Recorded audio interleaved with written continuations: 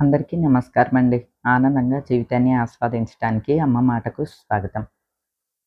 తెల్లారితే ఉగాది అంటే చాలా పనులుంటాయండి. ఇప్పుడైతే పండుగ పనుల కన్నా నాకెక్కువ అక్కడ పర్ణశాల పనులే ఎక్కువగా ఉంటున్నాయండి. రాత్రిపూట కల్లాపి చల్లి ముగ్గు వేసేస్తోంది నరసమ్మ. ఎందుకంటే నేను మార్నింగే అక్కడికి వెళ్ళిపోవాల్సొస్తోందండి ఒక్కో రోజు. అందువల్ల ముగ్గు వేసేయమన్నాను.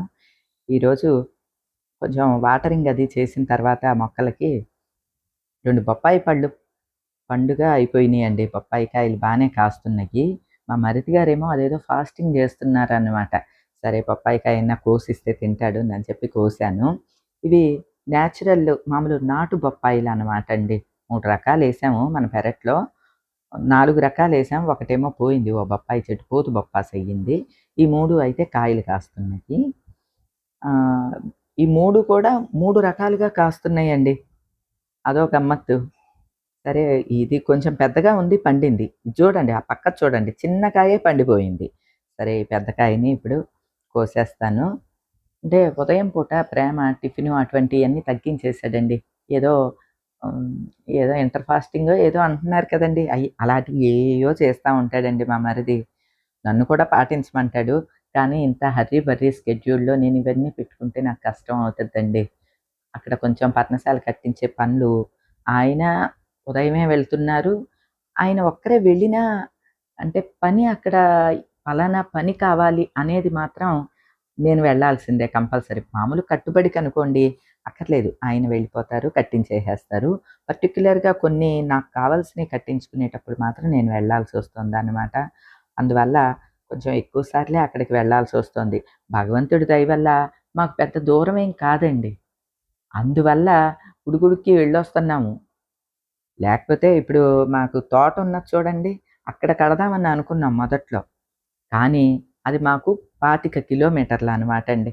అంత దూరం వెళ్ళలేకనే ఇక అది విరమించుకున్నాము. అక్కడ గెస్ట్ హౌస్ లేదా ఫార్మ్ హౌస్ లాంటిది కడదాం అనుకుని కూడా. భగవంతుడి దయ వల్ల ఇక్కడ మాకు దగ్గరలో ఒక హార్డ్‌లీ 5 కిలోమీటర్లండి అంతే. మా ఇంటి నుంచి పర్ణశాలకి 5 కిలోమీటర్లు. అంతే అనమాట అండి. అసలు సిటీలో అయితే పక్క వీధి కింద లెక్క. మాకైతే కొంచెం దూరం అన్నట్టు. ఇగోండి బాబొచ్చేసాడు. ఈ బొప్పాయికాయ కోసాను కదా! తిను బాబు అని చెప్పి తనకిచ్చేసాననమాట అండి. మా ఇంట్లో మా వారు అసలు బొప్పాయికాయకి మా వారికి పడనే పడదనమాట అండి. మా మరిది నేను మాత్రం బొప్పాయికాయ కనిపిస్తే పటపటా తినేసేస్తూ ఉంటామనమాట. సరే ఆయనకిచ్చి ఈ రేపటి పండగ కోసం ఈరోజు కొన్ని అరేంజ్ చేసుకునేవి ఉంటాయండి. ఎంత బిజీగా ఉన్నా కొన్నైతే తప్పవు కదండీ! నేను ఇవి అమెజాన్ నుంచి తెప్పించానండి. తోంబాయిలంటారు కదా! ఈవేళ ఆ తోంబాయిలతో అలంకరించడం ఇవన్నీ కూడా ఈరోజు పెట్టుకుందామని అనుకుంటున్నాను పనులు. భలే బావున్నాయండి. ఇవి నాకు ఎప్పటినుంచో చాలా ఇష్టం అనమాట అండి.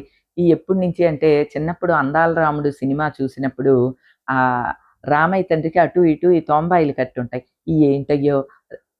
అసలు ఈ తోంబాయి అన్నయ్య చూడంగానే నాకు రథాలకి అలంకారం చేసినట్టు రామయ్య తండ్రి కళ్యాణము గుర్తుకొస్తదండి. ఇవి లక్కీగా అమెజాన్‌లో కనిపిస్తే ఆర్డర్ పెట్టాననమాట. ఈ పూజా మందిరంలో ఈ సంవత్సరం కొత్త వస్తువు. ఫస్ట్ ఇలా పెట్టానండి. అయితే నాకు ఇటువైపు అంత బావున్నట్టు అనిపించలేదనమాట. సరే వీటిల్ని అటు ఇటు షెల్ఫ్‌లుంటాయనమాట. ఆ షెల్ఫ్‌లకి సెంటర్‌లోకి పెట్టాను. ఇగోండి ఇలా పెట్టాను. ఆమేకులు కూడా ఉంచాను. ఎట్లా కావాలంటే అట్లా పెట్టుకోవచ్చులెండి. ఇది కొంచెం బెటర్‌గా అనిపించింది. ప్రస్తుతానికైతే ఇలా ఉంచేస్తున్నానండి. తర్వాత ఇవి ఎక్కడ డెకరేట్ చేసుకోవాలి ఏంటి అనేది నెమ్మదిగా ఆలోచించుకుంటాను.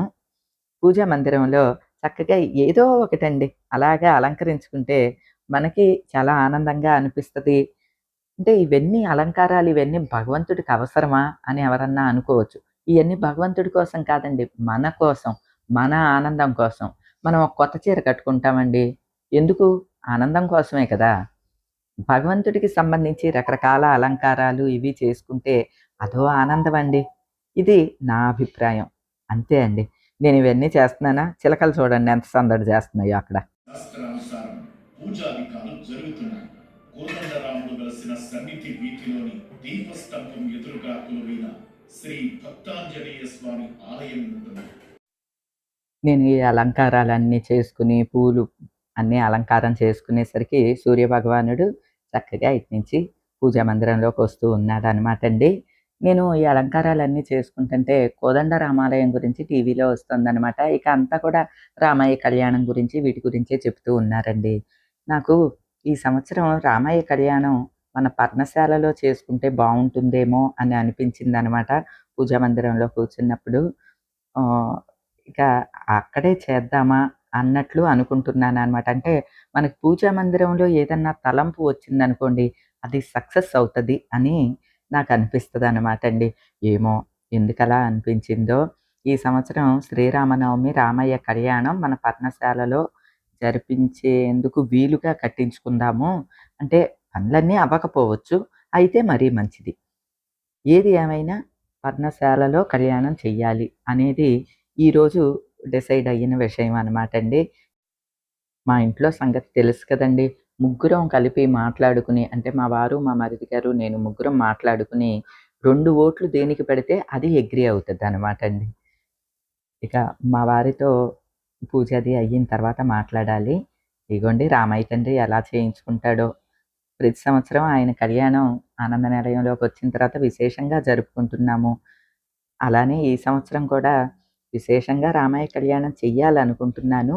అయితే పర్ణశాలలో చెయ్యాలని అనుకుంటున్నాను. స్వామి అనుజ్ఞ ఇస్తే అక్కడే చేస్తానండి. ఇక ఉదయం అంతా నా పూజా కార్యక్రమాలు అన్నీ ముగించుకున్నాను. అలానే ఈరోజు తెప్పించిన ఈ తొంబాయిలు నాకు చాలా బాగా నచ్చినాయండి. ఇంకా ఎక్కువైతే రామయ్య కళ్యాణానికి చక్కగా అలంకారంగా కట్టినా బావుంటుంది అని అనిపిస్తోందండి.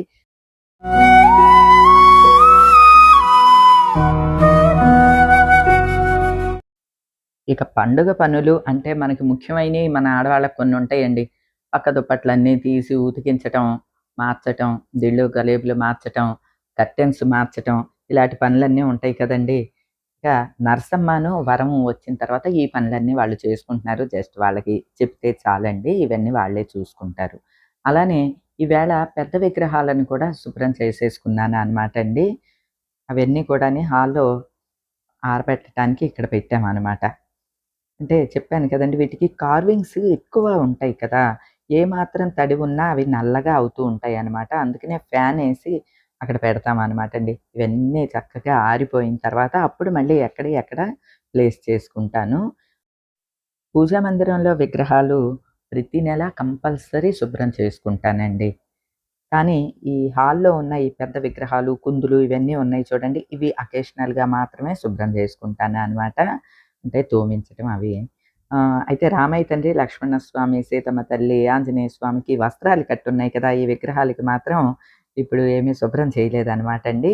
శ్రీరామనవమి ముందు చేస్తాననమాట. అంటే వస్త్రాలయ్యి కట్టున్నాయి. నగలవన్నీ కూడా అలా కట్టేసేసున్నాయి. అవన్నీ కూడా తీయాలనమాట అండి. అందుకని వాటిల్ని మాత్రం అలా ఉంచేసేసాను. ఇంతలోకి మా వారు పిలుస్తున్నారనమాట అండి. ఇక్కడ ఒక అరటి గెల, చక్రకేళి అరటి గెల వేసిందండి. అది ఇప్పుడు ముగ్గిపోతోందంట. పిట్టలు కొట్టేస్తున్నాయి. మనం గమనించట్లేదు అంటూ మా వారు చెప్తున్నారనమాట. ఈవేళ కప్పిని కూడా పిలిచారు. అరటి గెల కొట్టించటానికి. ఈ గెల వేసినప్పుడు కూడా మేము గమనించలేదండి. అలానే ఇప్పుడు అది ముగ్గిపోయినా సరే మేము చూడలేదనమాట. నేను ఇటువైపు వచ్చినప్పుడు తులసమ్మ దగ్గరికొచ్చినప్పుడు ఇటే చూస్తున్నాను. అన్నీ పచ్చగా ఉన్నాయి కదా! మొగ్గలేదు అని అనుకుంటున్నా. కానీ ఆపోజిట్ వెనక వెంపుయి ముగ్గిపోయినాయంటండి. అరటికాయల కోయించటానికి కప్పి వచ్చాడండి. ఇదిగా కోయించేస్తున్నాం.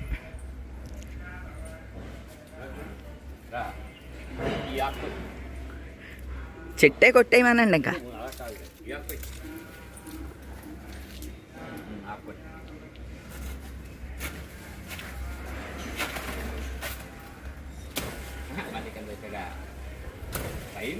అరే అరటిపళ్ళు దెబ్బ అది కత్తిలా ఇచ్చే దీన్ని తిరగేసి పట్టుకో.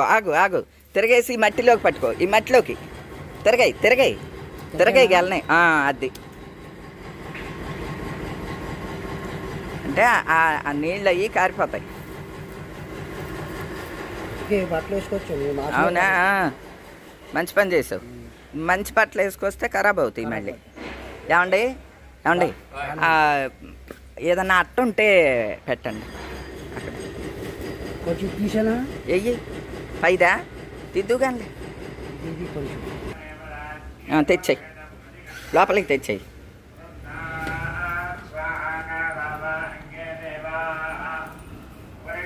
ఇక్కడ పెట్టే. తిరగేసి పెడతావా? సురేష్ పెట్టినా తిరగేసి పెట్టు ఇలా పెడతాను దాని మీద. మేము మా హడావిడిలో గమనించలేదు కానీ అండి, ఈ చక్రకేళీల గెల ముగ్గిపోతుంది అనమాట అండి. పొట్టలైతే అవి బాగా పెరిగిపోయి పొట్టలు పగిలిపోయినట్లు అవుతున్నాయి. ఇగో చూసారా అండి అరటిపళ్ళు? అలాగే ఒక అరటిపండు అయితే పిట్టలో ఏయో కొరికేసేసినాయి అనమాట. ఇంకా కోయించేయాలి. నిజానికి శ్రీరామనవమి వరకు ఆగుతుందేమో ఈ గెల అని అనుకున్నాను. కానీ కంపల్సరీ కోయించేయాలండి. లేకపోతే పిట్టలు ఇంకా పాడు చేసేస్తాయి అన్నమాట.